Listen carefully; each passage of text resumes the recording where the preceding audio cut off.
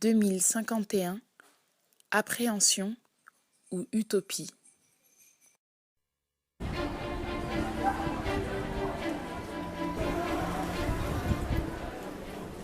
Le monde est divisé en plusieurs catégories de personnes.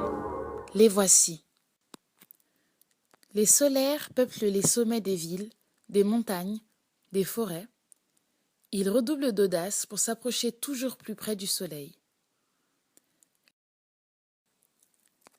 Les hydroliens exploitent les précipitations de pluie, devenues très fréquentées sur une majeure partie du globe à cause du changement climatique. Grâce à des hydroliennes et des barrages, ils stockent l'eau. Leur savoir-faire les ont amenés à se diversifier pour maîtriser l'énergie de la pluie.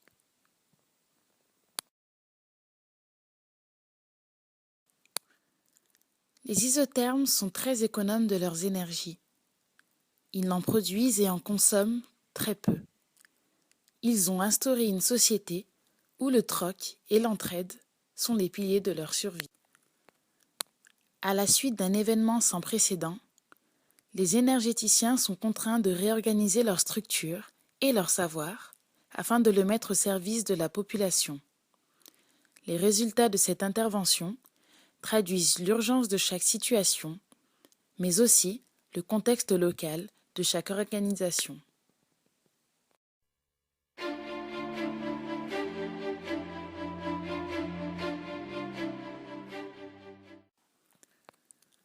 La planète est urbanisée par de nombreuses cités nouvelles. Ce sont des lieux très futuristes où s'expérimentent toute gamme de nouvelles technologies.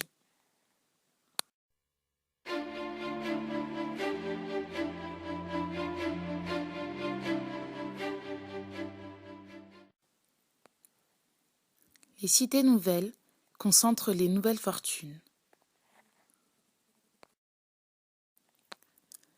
La raréfaction des énergies fossiles a conduit de nombreux pays à s'intéresser à la richesse du bitume de nos réseaux routiers. Une politique de travaux a été mise en place. Elle a consisté à décoller les revêtements pour extraire 80% de ces composants pétroliers. Une croissance démographique plus importante que prévu a causé une consommation énergétique humaine très importante. Des programmes sont mis en place pour tester une variété de collecteurs d'énergie corporelle, comme les patchs textiles 3D qui récupèrent l'énergie thermique.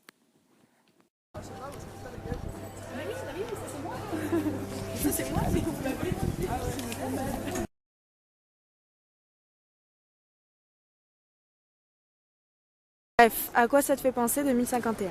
2051, ça me fait surtout penser au futur, aux innovations, aux prochaines technologies, à une nouvelle façon de voir les choses, de voir le monde. Des bus qui volent. Ça va être sur Internet. C'est bon. Alors 2051, ça me fait penser à l'invasion des chats dans tout le monde entier. Allez. 2051, ça me fait penser aux licornes. À quoi ça me fait penser si je vous dis 2051? 2051, eh bien je trouve que c'est déjà bien loin.